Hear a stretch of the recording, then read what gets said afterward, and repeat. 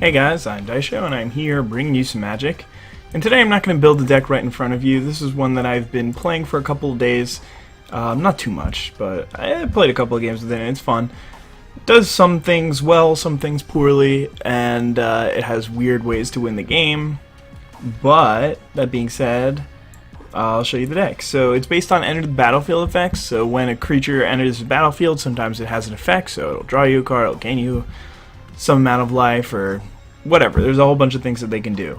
Cloud Shift kind of abuses that. So exile target creature you control, then return that creature to the battlefield under your control. So you might think this doesn't really do much, but it actually has a lot of uses. So for 1 mana instant speed, it allows you to protect your creatures. If your opponent targets your creature with a removal spell and you cast Cloud Shift, then your creature will get exiled, then their removal spell won't have any target, and then it'll fizzle and it'll go to the graveyard without doing its job.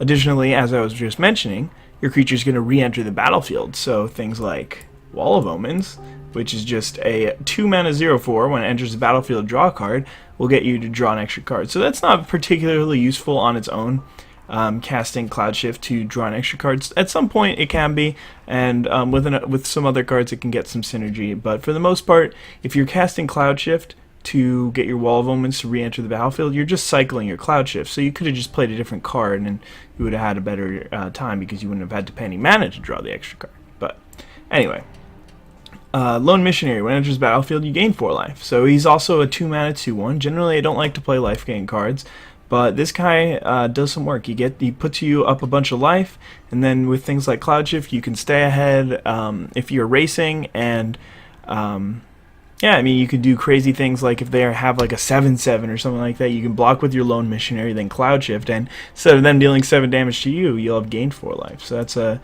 nice little interaction. Brimaz, King of Oreskos. This guy does a lot of things. Basically, all you need to know is the reason he's in the deck is because it's a very powerful card. Not particularly because of his abilities. He doesn't synergize too well with the deck, but just very powerful card, like it, does good stuff.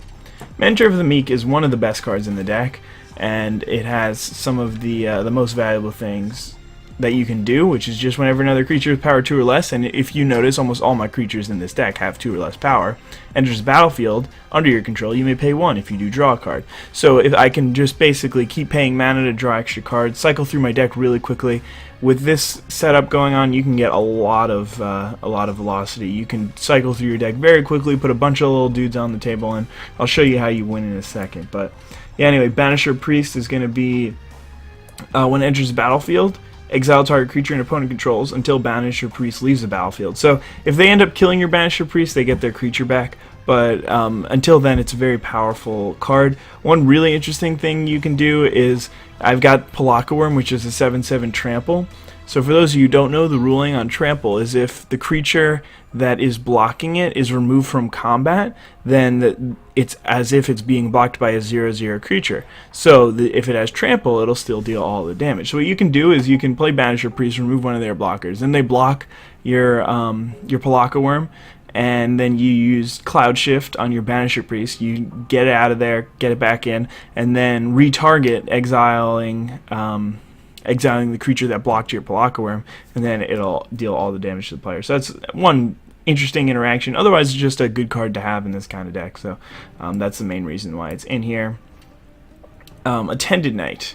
When it enters the battlefield, put a 1/1 white soldier creature token onto the battlefield. So he's another good thing to use Cloud Shift with. Yeah, that's pretty much it. Arrest is an interesting one because a lot of people are playing these decks that they're playing these decks that don't really, or that have these bounce things, so like Cloud Shift or Species Gorger, which allows you to return a creature to your hand every turn. So Rest isn't really that good, but it's kind of just a way to stop my opponents from killing me with 1 or 2 powerful creatures. I cycle through my deck quickly so I can actually get to these, and that's usually nice. Baneslayer Angel, again, is just a very, very powerful card. Resolute Archangel is a really interesting one because you can use your Cloud Shift on it and then get it out of there, and that's a pretty interesting use of it. But anyway, yeah, Elvish Pioneer, it doesn't really seem like this deck is too mana intensive. As you can see, the curve is really, really low. In fact, I actually think I'm going to take out these Cultivates. I probably don't need them. But that being said, with Mentor of the Meek, you do want to have a lot of mana most of the time. So yeah, it's definitely does do some work occasionally, and just getting to 3 mana. And because since you're playing spells like Elvish Visionary a lot, where you or Wall of Omens and stuff, where you just draw extra cards, you want to be able to play multiple things in one turn. So even though they don't really look like they're that mana intensive, they're pretty mana hungry sometimes. Speaking of Elvish Visionary, enters the battlefield, draw a card, very simple.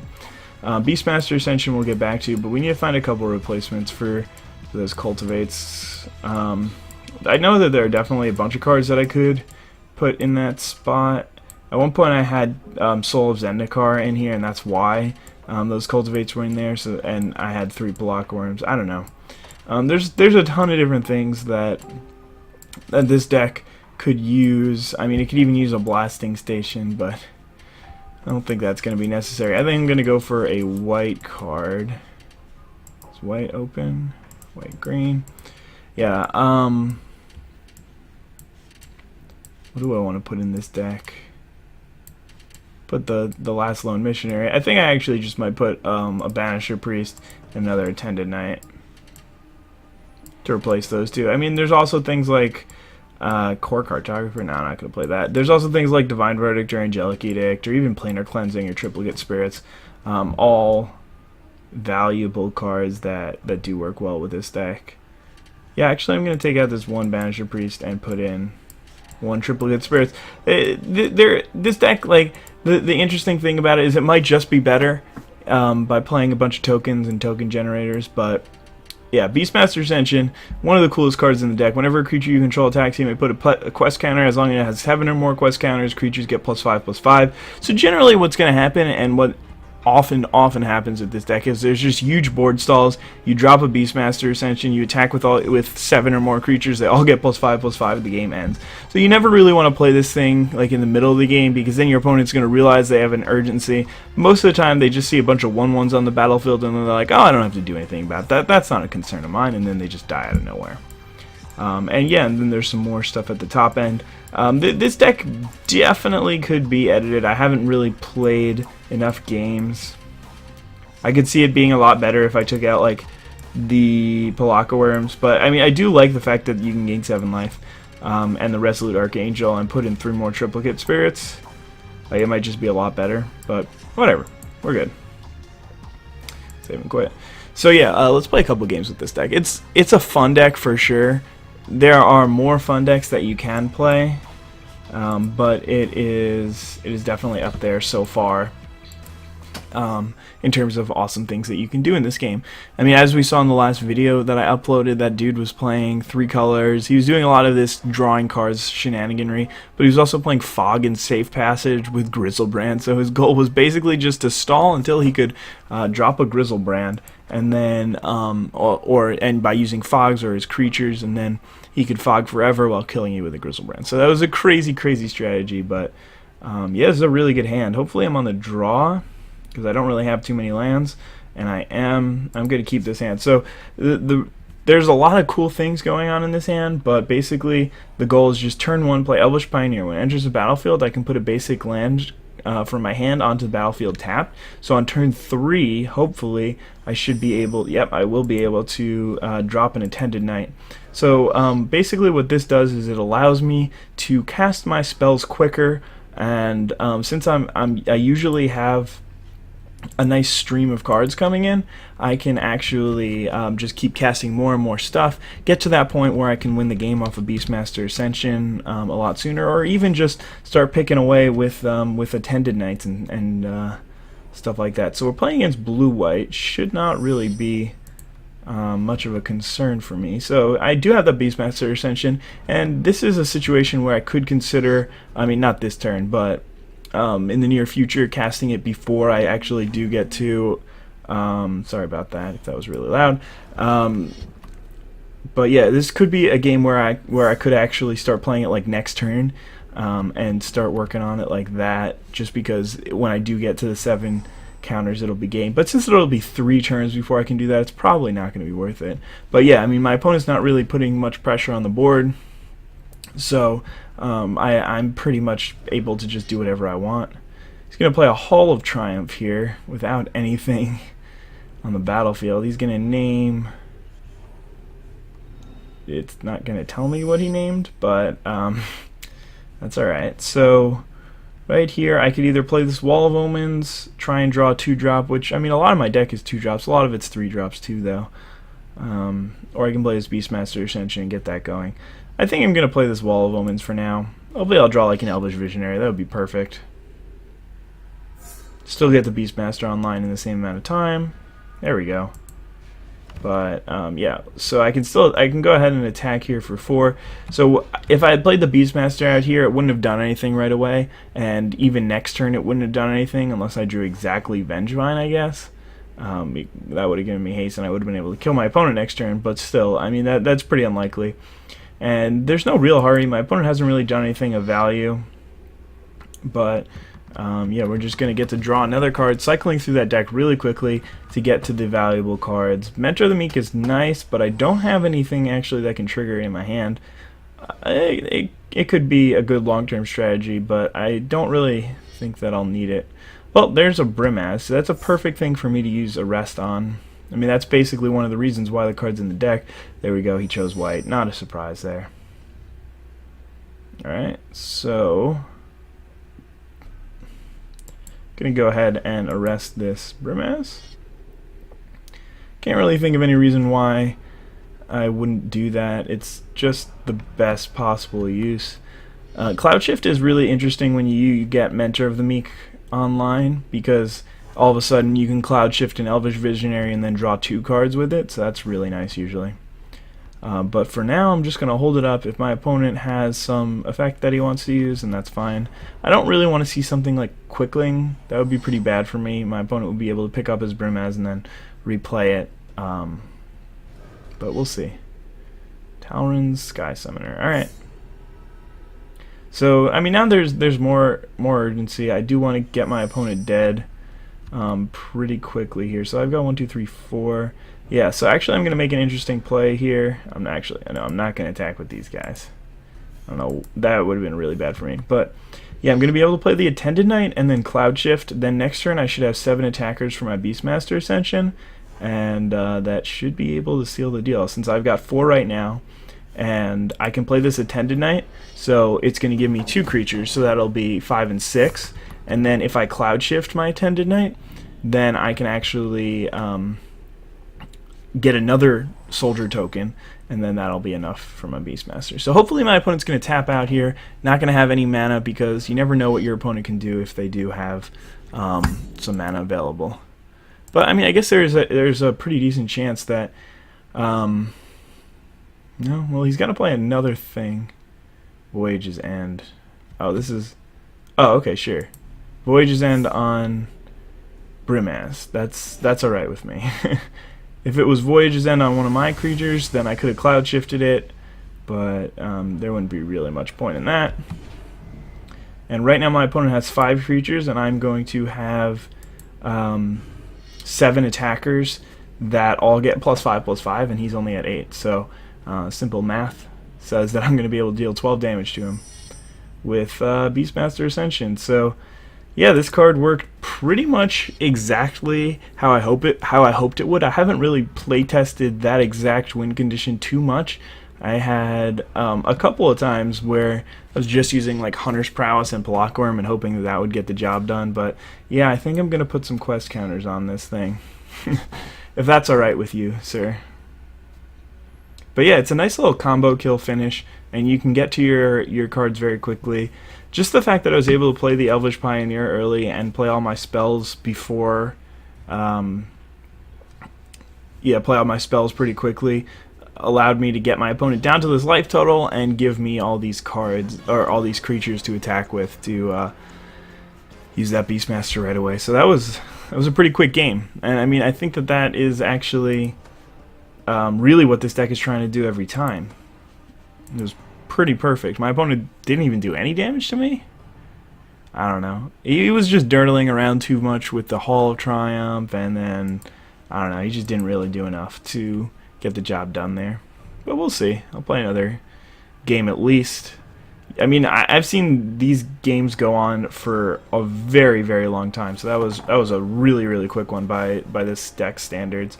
An interesting concept is there's a card Seder Wayfinder that if you played enough, then you'll be familiar with it. But basically, what it does is when it enters the battlefield, so that's a key word for this deck, enters the battlefield. You get to look at the top 4 cards of your library, put one of them into your hand that's a land, and then put the others in your graveyard. I don't really want that in this deck because a lot of the times when I'm playing against control decks, I'm going to cycle through most of the cards in my deck. So I'm actually going to miss those 3 cards. Generally what happens with those type of effects is that you don't really care that those cards went away because you weren't going to use all your cards in your deck anyway. But if I lose both of my Beastmaster Ascensions that way, then I'm going to have a real tough time winning the game. Anyway, lead off with Elvish Visionary here instead of Wall of Omens because I can attack for 1 damage. My opponent hasn't presented a threat, and this Wall of Omens won't really be doing much on defense, so I'd much rather attack with it. Right here, right off the bat, it sort of seems like my opponent's got Raise the Alarm. He has 2 white mana, so that means that, or there's a good chance that he's playing a mono white deck, or he didn't really get the mana that he wanted. And usually what that means is they've got Raise the Alarm. So I am going to still attack here because I doubt he'll trade, and I'd rather get the 1 damage through. But I really am putting him on having that exact card. I'm going to play the Wall of Omens here. I could do a number of other things, but I could either play Lone Missionary, Banisher Priest, probably not going to happen, or Beastmaster. But the reason I do play it this way is because I guess he didn't have Raise the Alarm. I really put him on Raise the Alarm there, so I thought Lone Missionary wasn't going to do much anyway, and this would be a decent enough blocker. But I guess it can't be right every time, right? I don't know. So there's a Cloud Shift. That's going to be a good one. Makes me very happy to have played this game this way, because generally I'd be upset that I would only be playing a 3 mana spell here and that I would be wasting 1 mana because I have 4 mana available to me. I'm only playing a 3 mana spell. But now that since I have Cloud Shift up, it actually gives me a use for that extra mana. If my opponent tries to kill one of my creatures, then I can save it and also get an extra benefit out of it. So I'm pretty happy to see that at this juncture. Alright, so he's going to be playing a white-black deck. I don't really know exactly what these do. I haven't experimented too much with the metagame in Duels of the Planeswalkers, but we'll see. I'm going to attack here. I don't know what my opponent can do to disrupt that, if anything. But yeah, I'm getting towards the point where actually maybe I should have just played Beastmaster Ascension this turn because I would be able to activate it the turn after. So that could have actually been a pretty big mistake for not playing it this turn now that I think about it. And it just goes to show you that you should really think about your turns a little bit more. I'm definitely guilty of screwing that up. I did just want to leave up Cloud Shift so that I could see what my opponent's going to actually do, since my opponent hasn't played any spells yet and is already on its 4th land drop. But that's no excuse. I still should have thought about it more, and I probably would have come to the conclusion that it was worth playing Beastmaster Ascension, at least first pre-combat, and then I would still have Cloud Shift up, and I could decide whether or not I want to play the Lone Missionary second main phase. But one very nice thing about this deck is it doesn't really have to worry about removal spells from the black deck, because none of them really do a good job of killing my creatures, because first of all I can use Cloud Shift, and second of all I can be okay with Safe Passage is not going to help you here. Second of all, I can just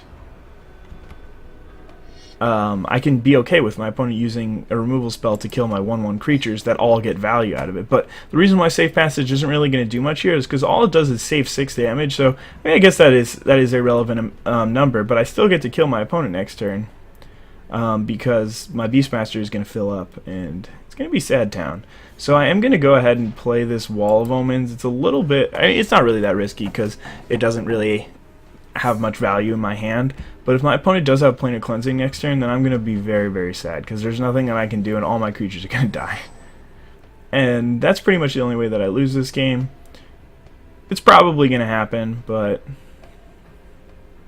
not really much I can do about it. Oh, just an Angelic Edict.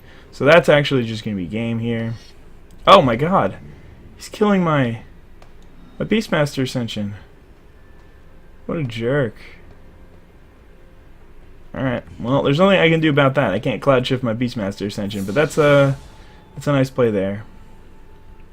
Disappointing, but yeah, I mean, I'm going to use these cloud shifts to protect my Banisher Priest probably if he plays something big. It's a little bit scary if he plays like a Runescarred Demon. I don't really want to work that because in that situation, if he does target my guy and I exile my creature, then my opponent can just use the Runescarred Demon again, because when it enters the battlefield, he gets to look through his deck and choose a card, and it's a pretty powerful enter the battlefield effect. But yeah, I'm still holding on to this Banisher Priest. I want to use it in case my opponent plays a big creature, and I don't want to use it until then. So yeah, again, the card that we're really not looking to see here is Runescarred Demon. That's the worst.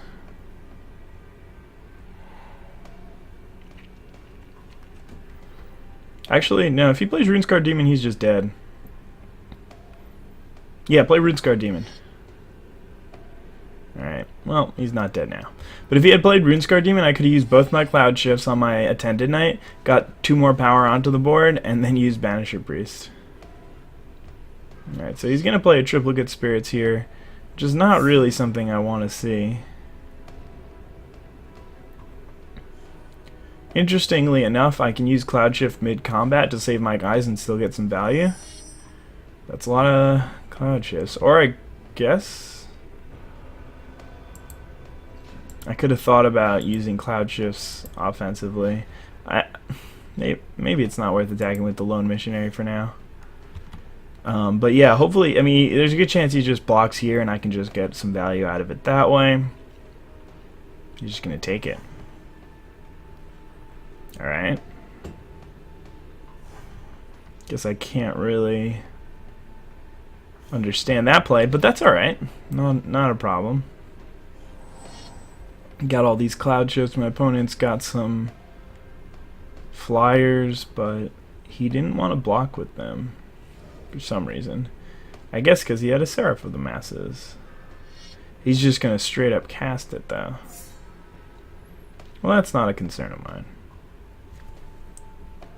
I have this Banisher Priest, and I have a bunch of ways to protect it, so it should work out well.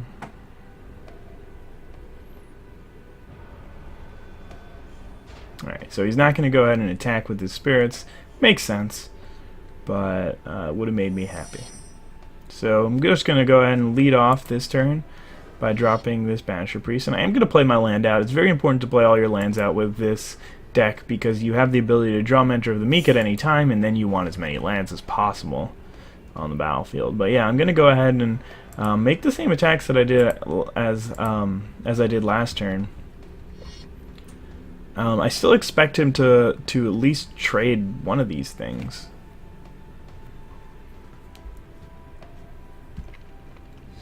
A really interesting play is that if my opponent tried to quad block this, I could have used first strike damage.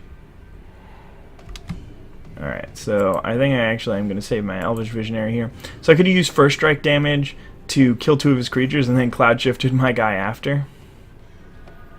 Alright, so I just drew a land. Nothing too special there. I'm going to trade one of my soldier token for one of his spirit tokens and then ship the turn right back. I already played a land this turn, so that's why I have another one. Alright, so he's going to go ahead and Angelic Edict my Banisher Priest here, but I'm going to Cloud Shift it. And this is one reason why Cloud Shift is so good, because I'm able to just completely counter his 5-mana spell and still have his Seraph of the Masses. And now this card has no target because my Banisher Priest went away. And he has Entering Sadville. Sat down? Sat down. That being said, I don't really have a good way to kill him right here. I'm not used to my Beastmaster Ascension getting killed like that. That is not a regular situation. I've never seen that. I mean, people don't usually play enchant removal, but especially in this kind of situation because normally I just play that card and then the game ends that turn, but I tried to play it a little bit early there, so that's a good draw here. Be better if I had a whatever it's called. I think here I'm just willing to trade the Elvish Visionary. Triple Spirits would be a lot better if I had a Mentor of the Meek on the battlefield, but it's alright.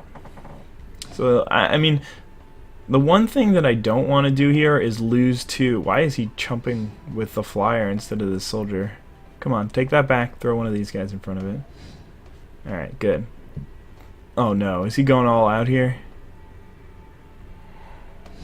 Oh, poor guy. Oh, he didn't even block with enough to kill it. Alright. I guess he doesn't really know how first strike works, but that's okay. It does happen every once in a while. And since I have so much mana, I don't have to worry about convoking this. Just gonna cast it for 6 mana. But yeah, my opponent definitely made a little blunder there, and it's gonna cost him the game here unless he's got the Sanguine Bond. That's not gonna do anything unless he had the planar cleansing. So I mean, you can see that he's just playing a black-white life gain deck, but it obviously did not get the job done here. So I can get 2 damage in the skies. I actually don't have him dead right here. Resolute Archangel is not very good when I'm already at 20, but I guess it's still a 4/4 flyer. But yeah, I'm going to attack with everything except for the Banisher Priest here.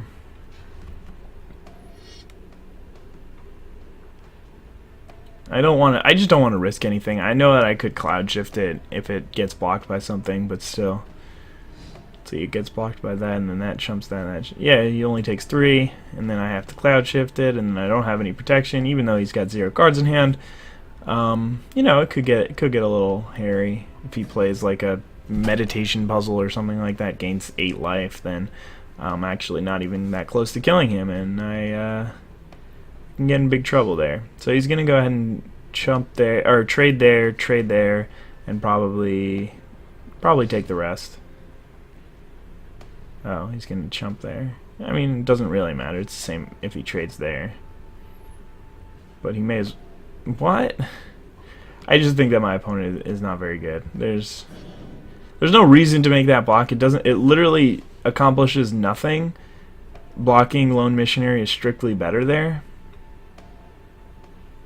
But, I mean, I guess you gotta start somewhere. And can't always have perfect knowledge, but at least this card doesn't take me down to 20 life, right?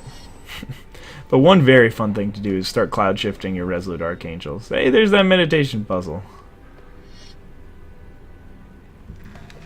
So he's gonna gain 8 life. His guy's gonna get a counter. He's gonna deal 8 damage to me.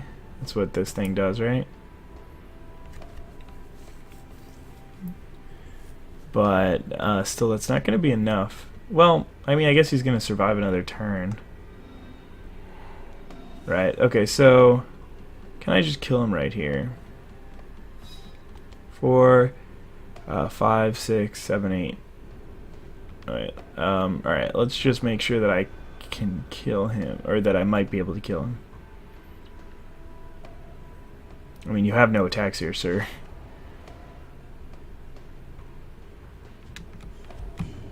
Alright, so I attack with everything. He blocks the biggest thing, which is this, and then he takes 4, 5, 6, 7, 8, 9, 10, so he's dead. I don't even have to do anything about it. Alright. I mean, I could have cloud shifted this guy to get 1 more power on the board, but that wouldn't really have done anything here. Alright, so that was a bit of a longer game, but not really a more successful game on my opponent's part. Even though he survived a lot longer, there was really not much of a chance at any point in this game. If I was really trying, I would still cloud shift this, but I know that my opponent's got no cards in hand, so there's nothing he can do about it. He's going to take exactly 10 damage and die. But I'm glad I played out that Resolute Archangel last turn and didn't just forget about it or anything. But yeah, that was an interesting one. He killed my Beastmaster Ascension like a meanie pants, but we still managed to go ahead and win. Let me know what you think of the deck. Let me know if you think I could make any changes. I enjoy it. It's a fun deck to play, and I think that you guys should check it out at some point. But yeah, thank you guys for watching. Hope you enjoyed the video. Have a wonderful day. Bye.